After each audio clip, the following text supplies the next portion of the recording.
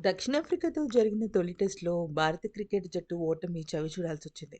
అయితే ఈ టెస్ట్‌లో టీమిండియా కేవలం 3 రోజుల్లోనే ఓటమి పాలైపోయింది.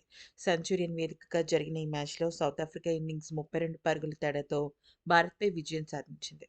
అయితే ఇక రెండవ మ్యాచ్ జనవరి 3 నుంచి కేప్ టౌన్‌లో ప్రారంభం కానుంది. ఈ మ్యాచ్‌కు ముందే టీమిండియాకు ఒక శుభవార్త. అదేంటంటే భారత్‌కు చెందిన ఆల్రౌండర్ రెండో మ్యాచ్‌లో పునరాగమనం చేస్తున్నాడు. అతడే రవీంద్ర జడేజా.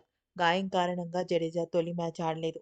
అతని స్థానంలో అశ్విన్ జట్టులో చోటు దక్కించుకున్నాడు. కానీ ఇప్పుడు జడేజా ఫిట్‌గా ఉన్నట్లు కనిపిస్తున్నాడు. జనవరి 3 నుంచి కేప్‌టౌన్‌లో ప్రారంభమయ్యే రెండవ మ్యాచ్‌లో ప్లేయింగ్ 11లో అతను భాగమయ్యే అవకాశాలు కనిపిస్తున్నాయి.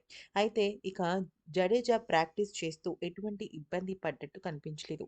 అతను ఏకంగా 30, 40 మీటర్ల రేసును కూడా పూర్తి చేశాడు. దీంతో పాటు కొన్ని ఫిట్‌నెస్ కసరత్తులు కూడా అతను చేస్తూ వచ్చాడు. ఇక వార్తా సంస్థ పీటీఐ ప్రకారం జడేజా ప్రాక్టీస్‌లో అదరగొట్టేస్తున్నాడు.